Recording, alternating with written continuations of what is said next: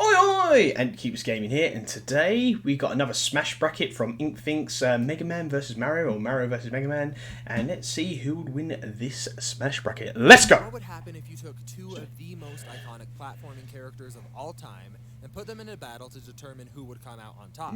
I'm Ink, and this is Smash Bracket, a show dedicated to solving that exact question. If each playable character from the Super Smash Bros. Series was entered into a giant fighting tournament using them at the peak of their strength, who would be victorious? Today's Smash. Let me note, Smash both bracket. of the characters featured in today's battle, Mega Man and Mario, have been the subject of many versus battles before, with both of them even making appearances on Screw Attack's famous Death Battle series. This is My better. calculations More for these action. characters today are probably going to be a bit different than what you're used to seeing. I'm using a different set of rules and standards for what qualifies a character's feats, which may lead to some characters feeling differently balanced than you've seen elsewhere. I'm going to spare you from having me read through them and throw them on screen right now, as well as the description. I highly recommend pausing and having a quick read through of the rules in order to make sure that we're all on the same page here. Yeah. But with all that in place, let's look at today's match between Mega Man and Mario to see who will advance to the next round and who will be disqualified from the Smash bracket. Let's get into it. If you were to walk up to a random person on the street and ask them to name a video game character, it probably wouldn't take very long for Mario's name to be brought up. And for a good reason. Mario's franchise is the longtime holder of the best-selling franchise of all time title, with over 650 million sales across the series. If each copy of Mario that's been sold formed together and started their own nation, it would be the third most populated country on the planet, doubling the size of the United States. It is impossible for me to overstate just how influential and huge the Mario series is. Heck, it even has its own holiday, March 10th, which is officially designated as Mario Day. Of course it is. Although, I don't blame you if you overlook celebrating it, because it also competes with the much-beloved National Ranch Day, which is also celebrated on March 10th. Never tried ranch. Which sounds like a whole different type of party to me. But as one might guess, at the center of all of this is the character Mario. I mean, talk about a character who truly needs no introduction. This guy has been in over 250 video games and has held a huge variety of roles over the years, from doctor to sports player to Vietnam soldier? Alright, I guess that's a thing. To make things simpler on everyone, we're going to confine Mario in this tournament to the mainline Super Mario platformer games, given that that seems to be the main inspiration for the Mario that we see in Smash. We will take his other spin-off series into account though, such as the sports or the RPG games, but everything needs to agree with the powers and feats demonstrated in the Super Mario games themselves. I agree with that. And Dr. Mario, I guess. Let's start by talking about Mario's strength. He is way stronger than someone might initially guess by looking at him. That's amazing. He's able to throw Bowser like this as if it were nothing. A lot of people overlook this as a feat of strength, but the fantastic Because Science channel that I mentioned in my last video actually did the math and figured out what kind of strength that this would require. To just spin Bowser and hold on at the speed shown in Super Mario 64, that would take 555,000 newtons. I'm getting some like YouTubeception. 25,000 pounds of force, or about 56,700 kilograms of force. I'm watching him, and he's watching Mario to hold on to that other a jet YouTuber engine that's trying to take off than it would be for him to try to maintain his grip on Bowser in this scene. The force demonstrated in the scene is theoretically enough to straight up just rip someone's arms off. And he's also able to lift and throw King Babam, who's estimated to weigh around 15,326 kilograms, or about 33,788 pounds. Cold or something. The strength needed to do this actually lines up pretty consistently with the Bowser toss feat, as it's estimated to require about 513,000 newtons of force in order to accomplish something like this. This makes Mario about 950 times stronger than the average human.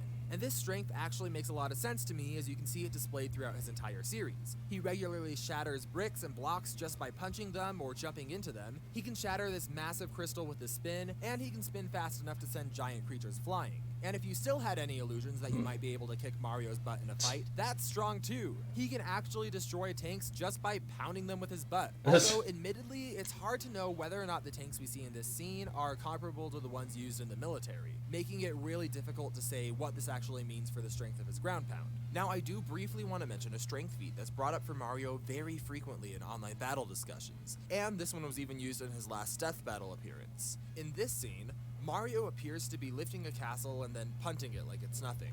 Just to give some strength comparisons real fast, both of the previous examples have Mario's lifting strength coming in at around 62 tons, which is absolutely insane for a human. This castle feat alone would put Mario's max strength at 61 million tons. This is so far above anything else that he's shown that I really want to take a minute to talk about this critically. Not only does Mario suddenly multiply his strength by a factor of nearly 1 million, but he's also able to lift this entire castle without it collapsing in on its own weight. Not to mention that he kicks it with enough force to launch the castle, but the impact of that kick has absolutely no physical effect on the integrity of the castle either. It's also important to note that this is all part of an ongoing collection of cutscenes where Mario destroys castles that he's just cleared in a fun way. When you mix this all with the fact that the scaling and size of the castle also isn't consistent at all with the castle that Mario adventures in, from where I'm standing, this seems like a major outlier feat that's safe to dismiss as a gag used to have a funny visual representation of clearing a castle. Besides, if you wanted to take these castle demolition feats as actual canon rather than a visual joke, then we should really be talking about Mario's more impressive strength feat in the same montage. The ability to mop so hard that it totally disintegrates the castle of the same size. It's true, I mean... You can disagree with me if you'd like, but in my opinion... If you're going to do the castle feat, you're going to do that one. He can just wipe a castle out with a mop. While we're discussing these castle destruction feats, let's talk durability. There's another clip in the same castle destruction montage where Mario blows up a castle while he's standing right in front of it and is seemingly shaken but not actually damaged from it. We've established that it doesn't make too much sense to take these scenes as canon displays of ability, but in theory, if Mario actually is this powerful, we'd be able to find similar feats elsewhere in the series. When it comes to taking blunt force impact, Mario has shown himself capable of being launched through solid brick walls by a cannon and then shaking it off as if it were nothing. I don't have exact measurements on this, but I think it's safe to say that this is well above what even peak humans are capable of. Okay. Speaking of surpassing human limits, Mario has made a small habit out of falling from super tall structures, such as this skyscraper, or more impressively, Bowser's airship. For the sake of simplicity, if we assume that Bowser was flying at typical cruising altitudes of around 30,000 feet in the air, or around 9,100 meters, Mario would be reaching a terminal velocity of nearly 120 miles per hour, or around 190 kilometers per hour. Damn. In real life, there have only been about 50 cases of people surviving free falls from this height, and in all of them, the survivors were lucky enough to have something cushion their fall, like snow. This is a luxury that poor Mario just doesn't have here, and he is still able to withstand it. Now, let's talk about some other commonly cited durability feats. For starters, people point to this scene in the opening cinematic of Mario Power Tennis, where Mario survived an explosion that's been calculated to be around 2,400 kilotons. For reference, the bomb dropped on Hiroshima in World War II was around 15 kilotons and looked something like this. To contrast, this is what Mario's explosion would look like. That's 160 times more powerful. That said, despite what the size of this explosion may seem, even at ground zero where the explosion went off, we can still see curtains and a wooden steering wheel still intact. And Mario isn't even there. In my opinion, if we want to treat a feat like this with the same amount of durability required to survive a real explosion of that power, it would need to behave like a real explosion of that power. In other words, this just isn't a good comparison. Not to mention that this entry doesn't even come from the mainline Super Mario games. Similarly, I've heard people draw attention to the black holes present within Super Mario Galaxy. In general, black hole surviving feats within video games should be taken with a grain of salt unless, once again, it actually behaves like a black hole. In reality, a black hole would pull in everything near it, totally destroying it, so we wouldn't see little satellites like this floating around it. But also, despite this definitely being weaker than an actual black hole, it still kills Mario when he falls into it. There's this minigame where Mario characters attempt to swim away from another black hole, but not only does this violate our rule of dismissing multiplayer feats, but once again, it just doesn't behave like a regular black hole. Not to mention that even if we allowed this black hole to be treated as an actual black hole, and we use this minigame to portray his durability, this one instance is so far beyond anything else that Mario has ever shown. Heck, it would be so far above what anything in the universe has ever shown before, that I think it would be nearly impossible to quantify. But regardless, that's a non-starter because this feat does not qualify. This brings us to Mario's speed, which is the category with the least feats I was able to find. Death Battle scaled him up to light speed, saying that he could react while moving as a bolt of electricity. But if you look at that clip, it doesn't seem to be what's happening here. Sure, there's definitely electrical properties to whatever form he's in here, but I don't see anything to suggest that this is actual electricity. For starters, we see Mario moving at one velocity, while other bolts of light flash next to him at a much faster speed. If Mario was truly moving at light speed here, then this discrepancy in speed just doesn't make sense. But also, there's literal small birds on screen moving at a faster pace. They also cited him being able to pilot the Star Driver, which is supposedly going at 375 times the speed of sound, but not only is this speed really ambiguous to measure, it also happens in the dream world and not even in the reality of the game's own universe. So where does this leave us with Mario's speed? Well, for starters, he's quick enough with his reactions to dodge this fireball from Bowser. I calculated it to be going around 40 miles per hour or 64 kilometers per hour, but we can be generous and bump that up to the speed of a professional baseball pitcher at just over double that speed. When it comes to Mario's actual running speed, there was a study called The Physics of the Super Mario World that put Mario's max running speed at around 52 kilometers per hour or 32 miles per hour. Not only did he measure the running speed portrayed in the games, but he also accounted for the fact that Mario's planet is a totally different size than Earth and would likely have much stronger gravity. This speed also matches up with what would be required to run vertically up walls for a short distance as seen in his games. Lastly, let's mention Mario's different abilities because he has a lot. First off, he has some classics such as mushrooms that allow him to grow in size, strength, and durability, but he can also fly with a super leaf, throw ice cold enough to freeze people on impact with a penguin suit, consume flowers that allow him to throw fire and ice, and he even has a gold flower that can turn enemies into gold coins upon impact. Mario also has an invincibility star that gives him invincibility. I think they'll give him the advantage, to be quite honest.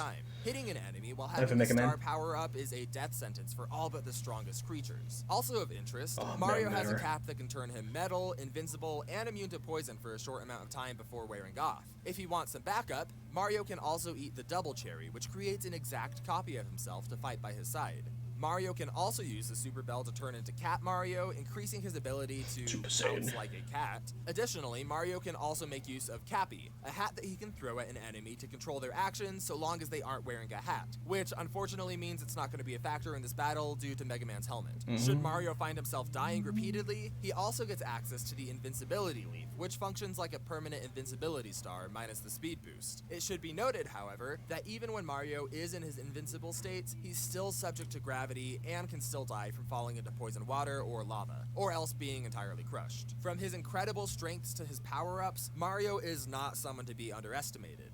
That said, let's see how he measures up against his opponent, Mega Man. Capcom's Mega Man franchise came into the world in 1987, one of the most fun but rage-inducing platformers ever made. The franchise has over 50 games and has sold over 36 million copies. Given the success of the franchise, it was no surprise to anyone when Mega Man finally made his appearance in Super Smash Bros. 4. The Mega Man franchise is split up into several different series and several different iterations of the character, some of the more famous ones being Mega Man X or Mega Man Star Force. But the character that we see actually featured in Smash is the original Mega Man, who originated in that first 1987 game.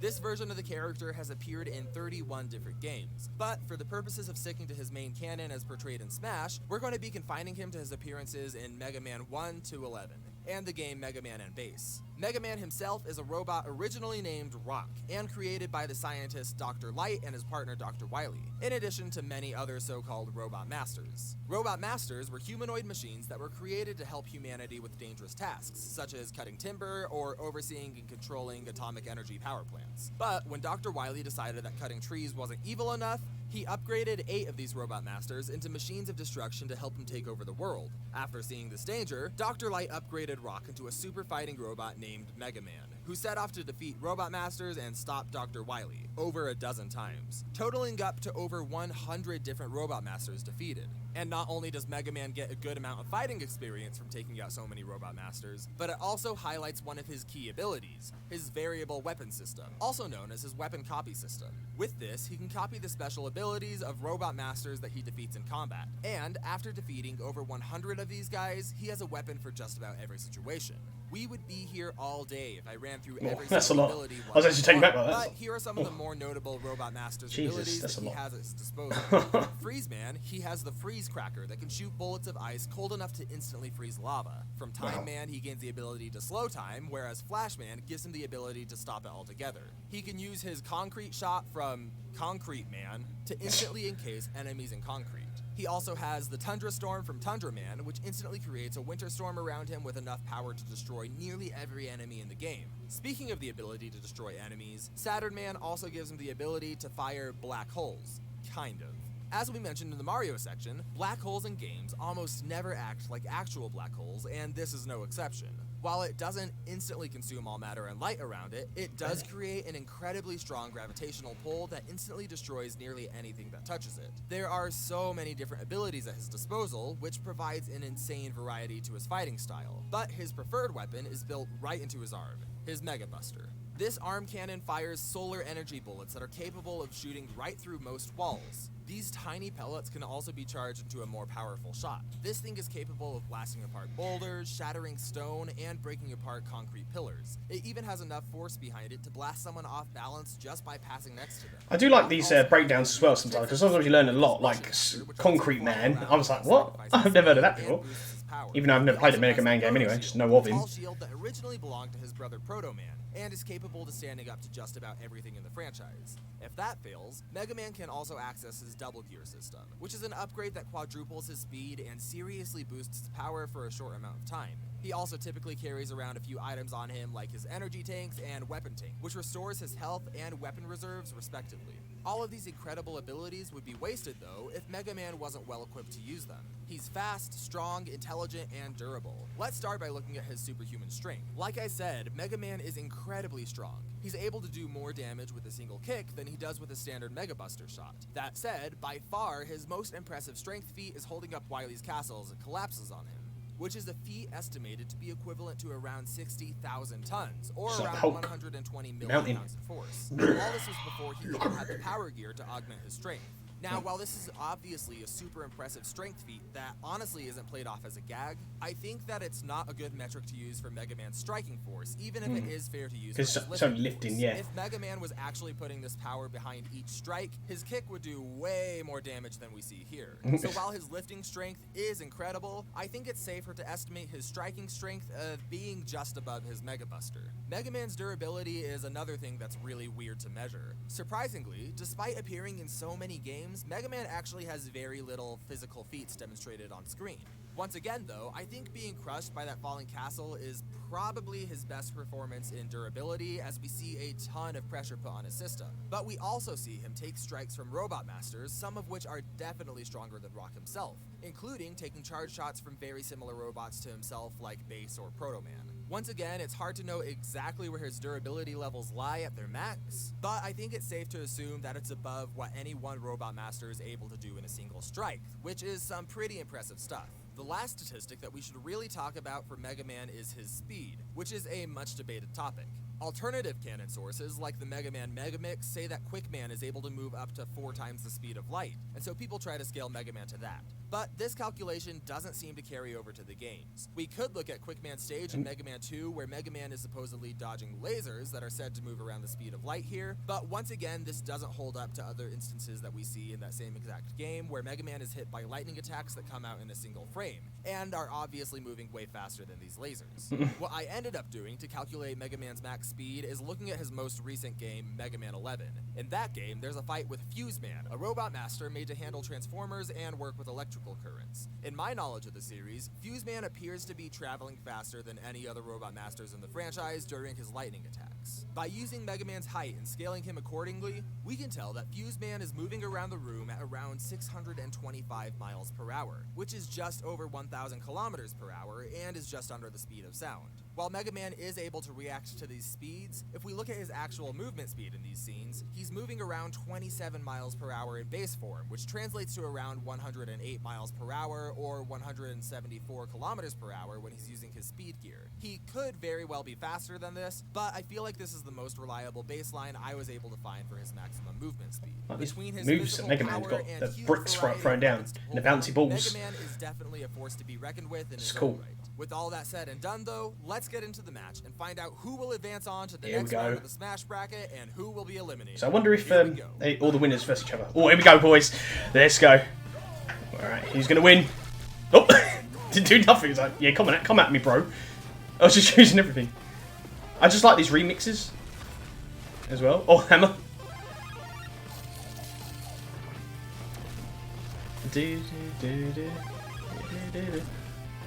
It's cool that they're just literally counting each other, blow after blow. Camera, I want a hug. Who's he shooting now? Game over. Could you actually do that though if you...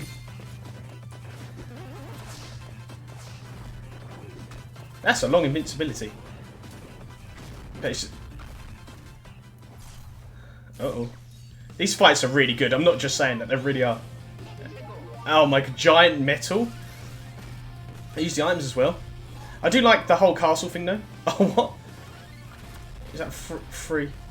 Like the castle thing, you know. Oh, it must be strong because of that. That's amazing though. These fights have got so much action in them. Think of it. This has only just started. Think of the...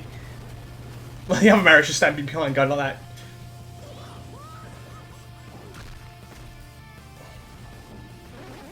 Oh, black hole. Ooh, purple. Oh, that's cool. I'll send you to Fortnite. Fortnite Season 1. Is he really dead? Oh, there we go. MegaMan. And there you go. This was an incredibly close fight, and is easily within the top 2 most difficult ones to call in this series so far. When MegaMan's in his base form, they're both really similarly matched in their speed, physical power, and durability. Both of them are incredible fighters, and this fight likely wouldn't go the same way every single time it played out. That said, I do think that MegaMan just barely has the upper hand here due to his insanely wide arsenal to pull from, as well as his double gear system. He had an answer for just about every single thing that Mario could throw at him, and he even had a lot of the same exact abilities that Mario has, and then some. He could match Mario's fire with his own fire, ice with ice, and even if Mario were to attempt to use something such as his gold flower to transform MegaMan into coins, MegaMan is more than agile enough to get out of the way. And he also houses a good amount of abilities that could even turn the attack back on Mario himself. Even with Mario's invincibility items, he was still subject to forces like gravity that would act upon him from the black hole. This all goes without mentioning that if MegaMan's castle lifting feat was actually an accurate representation of his strength limit, then he is way stronger than Mario. But due to the lack of other physical feats to back that up, I didn't even really calculate that into the results of this battle. After all is said and done, MegaMan is the winner and will be advancing on to the next round of the tournament. Next round, so yeah. Next month, we'll be looking at what happens when 2 kings go toe-to-toe with King DDD versus King K. A lot of people would see Make sure that. to subscribe and share this video if you enjoyed it, or even post a reaction to it on YouTube. Me! I'd love to see that. Yeah. If you guys want to see an alternate animated ending to this battle, as well as a variety of behind-the-scenes content for this series, consider funding me on Patreon with the link in the description. There you go. I want to give a huge thank you to my animators for the series. You Yeah, guys shout did to them. incredible work. You did. Check out their channels in the description, and until will next do. time, stay smashing. Alright, so that was, well, I can't think, sorry, I can hear Alice in the background. That was Mario and versus MegaMan, so that was really good. As I said, like, I'm really impressed with these fights. Like I said, this series has just started, and the series is going to take off. I knew it was going to take off as soon as Ink showed me this, and I hope he likes my reaction. And he said, if you've got a reaction, post it to YouTube. I will send him this reaction as well. But guys, please support Ink, right? He's a really good guy. He talks to me, like every time I message him, he talks to me. He's such a nice guy. He's let me react to this, which was awesome as well. Please go support him. And if you do want to go Patreon to see the alternate ending where Mario wins, go to it. I haven't done it myself, but because I don't really do like memberships and that very often, like if I do at all. So yeah, go check out definitely Ink's other videos, as well as all the animators that did this. Support him and support this series if you like it. And if you liked my reaction, please subscribe, like, and turn on notifications for more reactions. I'll probably do all the reactions to this as long as I'm allowed to, because I say I'm allowed to because I rather ask. I'm not one of these people that just don't want to ask. I'd rather ask someone if I can react to their videos first, and I have permission from Ink. So thank you so much to InkThinks for letting me react to it. And yeah, always remember to keep gaming, guys, and I shall see you guys in the next one. And I said next one is going to be King DDD versus King K. Rool. And I know one person that will like this one as well. I wonder if MegaMan will move with King DDD, because then I know that one person likes both those characters, and if they have a fight, well, let's just say it's going to be interesting. Anyway, thank you guys so much for watching. Always remember to keep gaming, and I shall see you in the next one. Bye, guys!